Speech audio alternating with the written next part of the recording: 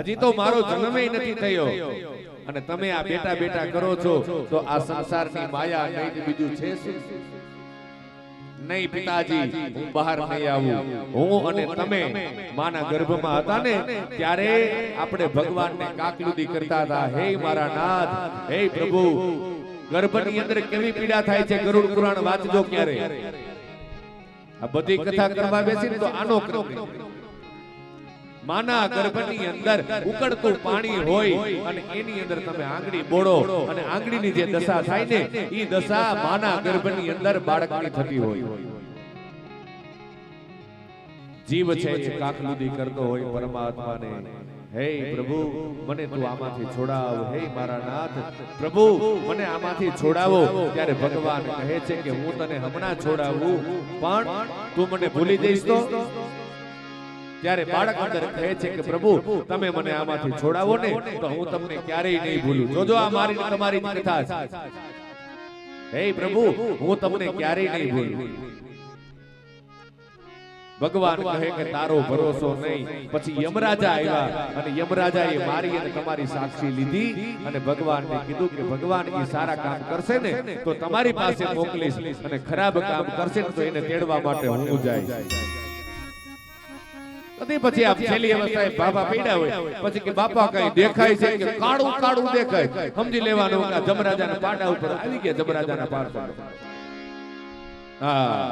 ઈ જ આવે ને બીજું શું આવે? જિંદગી આખી ઈ તો જગત ક્યારે યાદ કરે? નામ રહમતા ઠાકરા, નાણા નહીં રહન, કીર્તિ હુંડા કોટડા, ઈ તો પાયડા નહીં પડે. જગતની અંદર આવી અને કઈક સારા કામ કર્યા હોય તો જગત યાદ કરે, બાકી નામમાંથી જાય. કોઈએ પોતાના દીકરાનું નામ રાવણ રાખ્યું, દુર્યોધન રાખ્યું, નામમાંથી ગયા. આ બધા રામબાણ છે અને માના ગર્ભમાંથી જેને માં એવી હોય. ભારત દેશની માં તો કેવી છે અને એટલે તો મહાપુરુષો કહે છે કે બહેનો જ્યારે સગર્ભા હોય ને ત્યારે સદશાસ્ત્રનું ચિંતન અને અધ્યયન કરવું.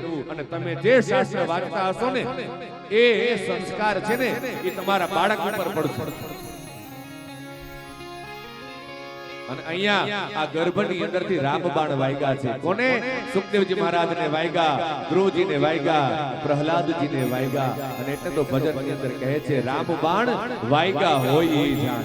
એ ઓલા મોરખાને માસાણે, એ ઓલા મોરખાને માસાણે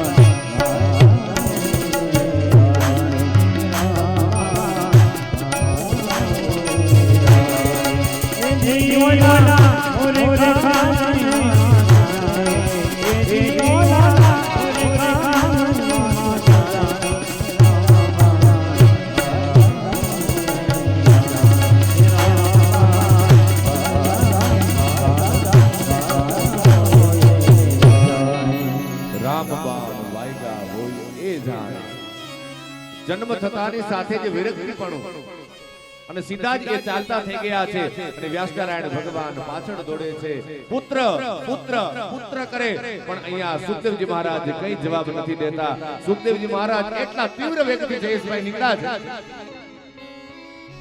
સારી એ પ્રકૃતિ છે ને હવે પ્રકૃતિ જવાબ આપે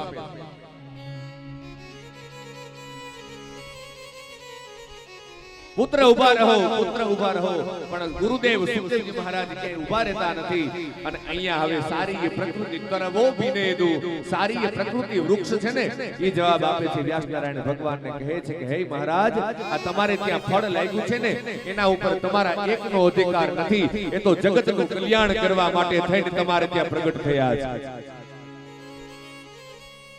અમારે જે ફળ લાગે છે ને એ ફળ અમે નથી ખાતા એ ફળ અમે જગતના કલ્યાણ માટે બીજાને આપી દઈએ છીએ રત્નો રૂપાળા જેના મૂંગા મૂલ વાળા ઓલો રત્નાકર પહેરે ને મોતીડાની માળા ઉપકારી એનો આઈટમો સમુદ્રની અંદર રત્ન થાય ને સમુદ્ર કહે છે કે રત્ન અમે નથી રાખતા એ તો અમે બીજાને આપી દઈએ છીએ એ જાડા પોતે રે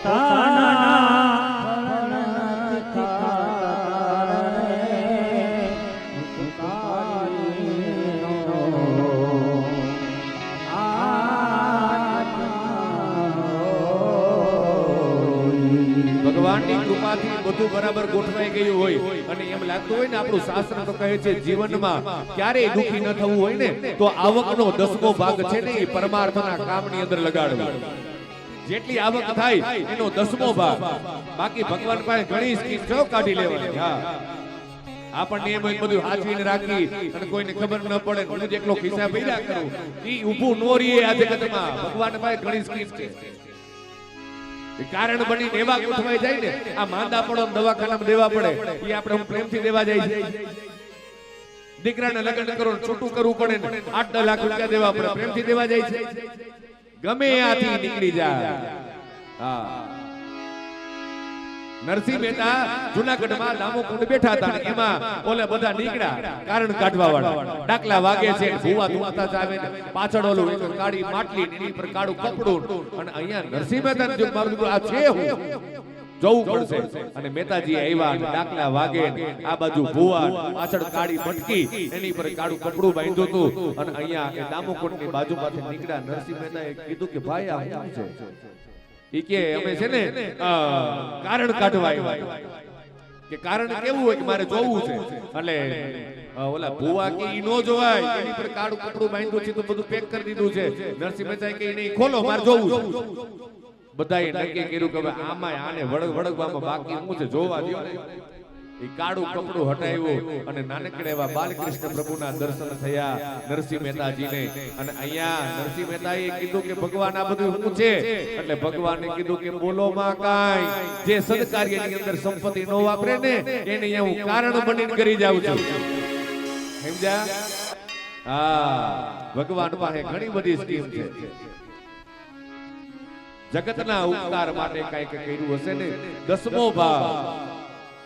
10મો ભાગ આપણી આવકની અંદરથી કાઢો ઘણા આવા કામ થતા હોય ને એમાં અદેખા હોય ને ઈર્ષાળુ અને અદેખા માણા હોય ને એની આજુબાજુમાં રહેવા વાળા ઓછી બુદ્ધિ ના હોય જોજો અદેખા હોય ઈર્ષાળુ માણા એની આજુબાજુમાં રહેવા વાળા હાવ ઓછી બુદ્ધિ ના હોય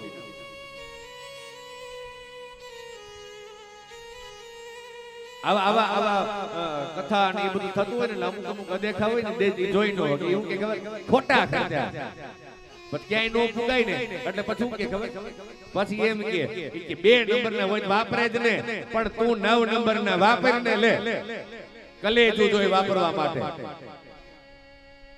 દિલની દાતારી ચિત્તની શાંતિ મનની પ્રસન્નતા ટાઢિયા તાવની ટાઢ અને ગુમડાની રૂજ આ બધું છે ને અંદરથી આવે આ કે બહારથી નો આવે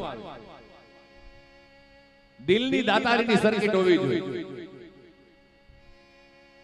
એક તણખલું આપણે અહીંયાથી સાથે લઈ જઈ શકીએ એમ નથી, તોય આટલો લોભ સદકાર્યની અંદર જે સંપત્તિ મહાપ્રભુજી કહે છે તન મન અને ધન એ પરમાત્માના ચરણોમાં છે અને એનું જ એને અર્પણ કરવું છે. ઇદમ ન મમ. હે ભગવાન, આ મારું નથી. અને અહીંયા વૃક્ષો કહે છે કે મહારાજ, તમારે ત્યાં જે ફળ લાગ્યું ને એની ઉપર તમારા એકલાનો અધિકાર નથી. આ તો જગતનું કલ્યાણ કરવા માટે થઈને પ્રગટ થયા છે. વનમાં વિચરતી મુખે ઘાસ ધરતી ઓલી ગાવલડી પોતે રે પોતાના દૂધ નથી પીતી, ઉપકારી એનો આધાર. હે વનરી ગાવલડી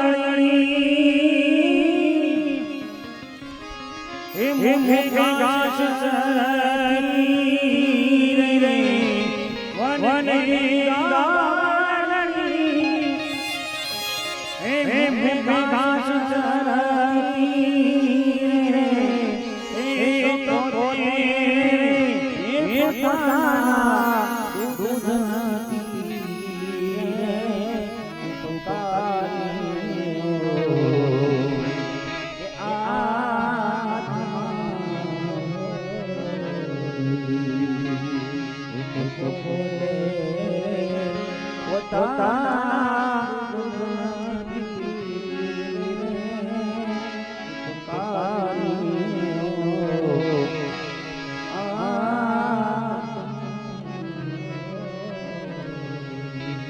અત્યારના માણસ પાસે તો સંપત્તિ શું અને વાત શું, કોઈ એટલો બધો અહંકારી બનીને ફરતો હોય.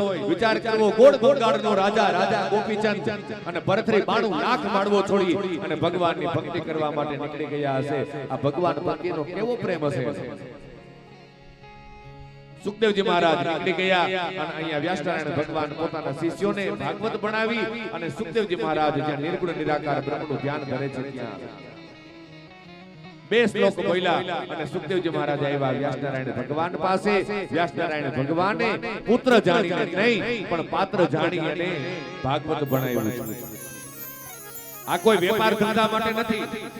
અમે અહીંયા બેઠા હોય તો તમને એમ થાય હા હશે બીજા લેવા વાળા જે લાખો ને કરોડો રૂપિયા લે છે, પણ ભાગવત તો જ્ઞાન વૈરાગ્ય અને ત્યાગની કથા છે. આ વેપાર ધંધો તો હમણાં આવ્યો.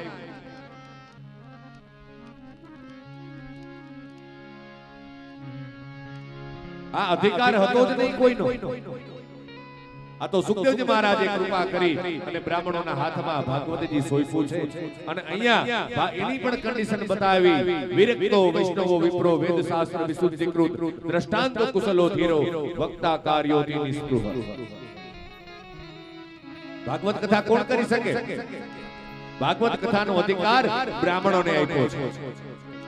જે વિરક્ત હોય, વૈષ્ણવ એટલે કે વિષ્ણુ ભગવાનના એ ચરિત્રોમાં પ્રીતિ હોય, વિરક્તો વૈષ્ણવો વિપ્રો, વિપ્ર એટલે બ્રાહ્મણ. અને મોટા મોટું પિતૃ કાર્ય હોય તો ભાગવત કથા છે. હા, હાઈ ડોઝ, આનાથી ઉપર કઈ છે જ નહીં. તો પિતૃ કાર્ય હોય તમે કોને બોલાવો? બ્રાહ્મણને અધિકાર ભાગવત કથાનો છે. ડોંગરે દાદા તો બહુ સ્પષ્ટ કહેતા, મારી પાસે વિડિયો છે જયેશભાઈ, બહુ સ્પષ્ટ બોલ્યા છે ભાગવત કથા કરવાનો અધિકાર બ્રાહ્મણને છે. અને તો ક્યાં સુધી બોલ્યા છે કે જે બ્રાહ્મણ શરીર નથી તે વ્યાસપીઠ પર બેસીને કથા જ ન કરી શકે. ડોંગરેજી એનો વિડિયો છે મારી પાસે. ડોંગરેજી મહારાજ બોલ્યા